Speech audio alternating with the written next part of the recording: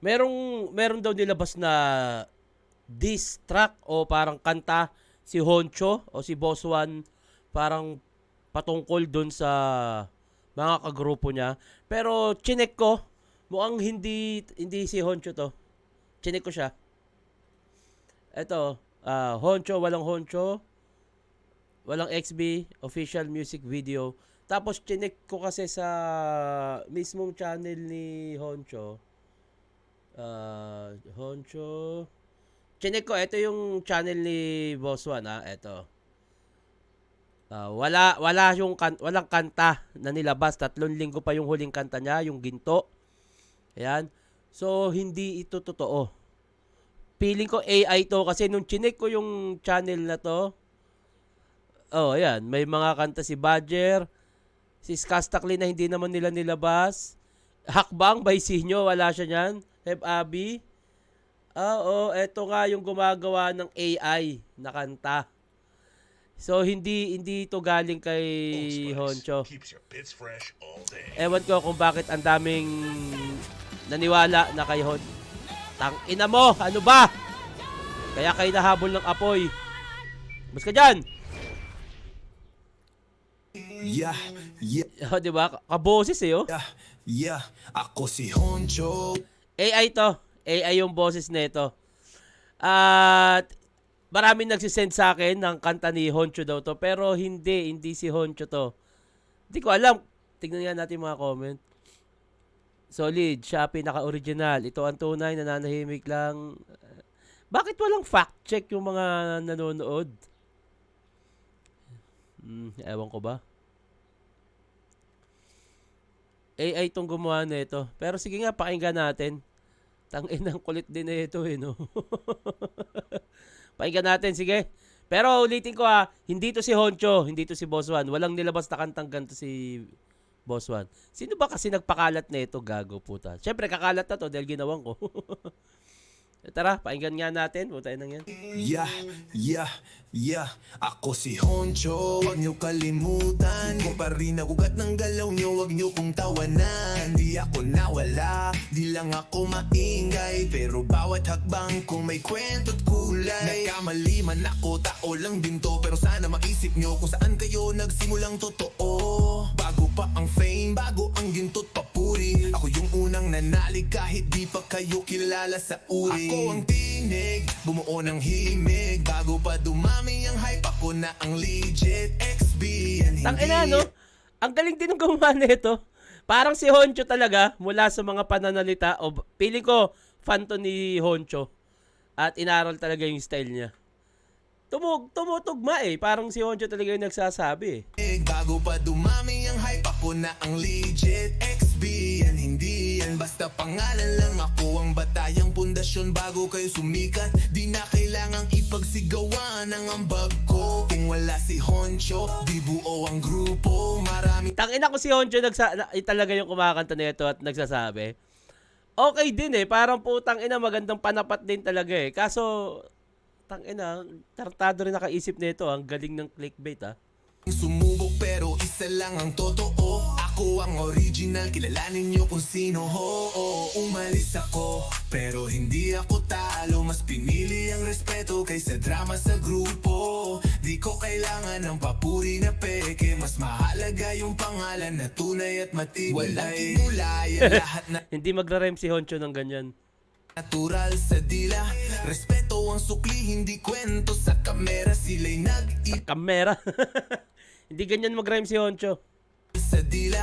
Respeto ang sukli, hindi kwento. Sa kamera sila'y nag-iba. Para lang sa eksena, ako'y nanatiling totoo kahit wala na. Pinalad man ang iba, di ko yan kinutya. Pero wag niyong kalimutang ako ang nauna. Ugat ng sistema, bago may sistema. Di ko kailangan sumama sa hype para magkatwina sa dulo ng kwento.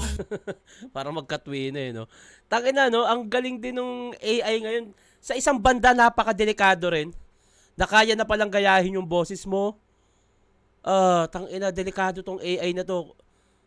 Maganda sana to kung katuwaan lang for entertainment. Maganda rin siya yung AI. Pero kung ganito, na parang makakaapekto na rin sa iba. Kunyari, yung isang tao, ipalabas niya na si ano ang gumawa nito, tas ang tinira niya ay isang sikat na politiko, pinagmumura niya, tas pinaniwalaan, alam mo yun, mababash ng mga tao dahil lang sa ganto. Sana sa gumagawa ng ganto, yung AI na to konting ingat pa rin o mas maigi sana for entertainment na lang.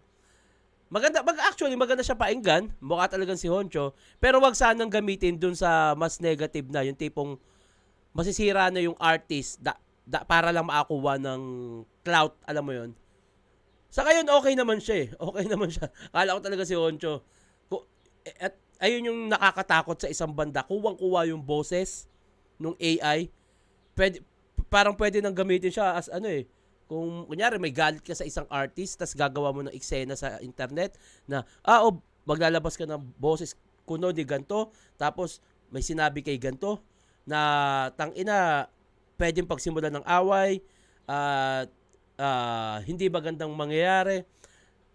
Delikado rin to para sa akin yung gantong klase ng AI na to na kung gagamitin sa negative. Sana wag.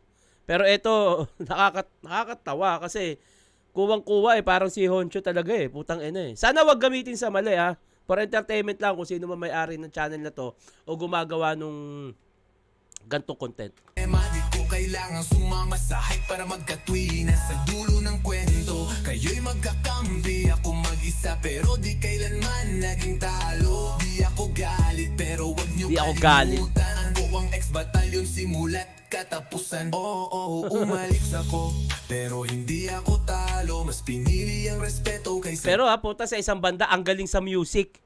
Ang galing din nung gumagawa nito. Marunong siya, alam niya yung flow, alam niya yung tamang mix, alam niya sumabay sa beat.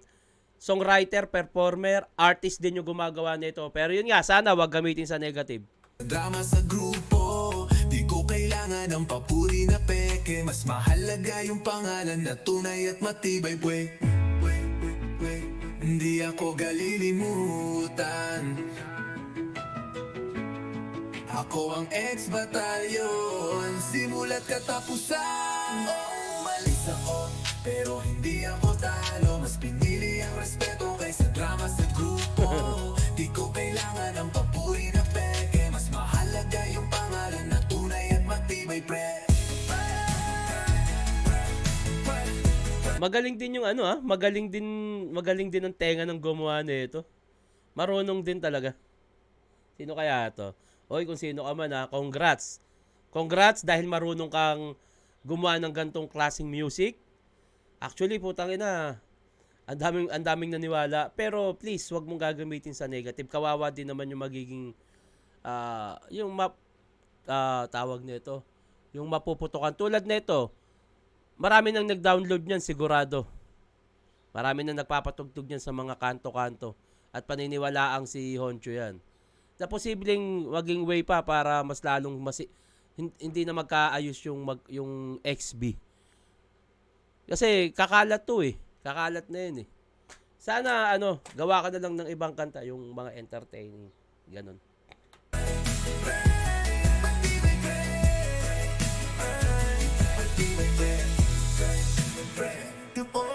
Umalis ako, pero hindi ako talo. Mas pinili ang respeto kaysa drama sa grupo.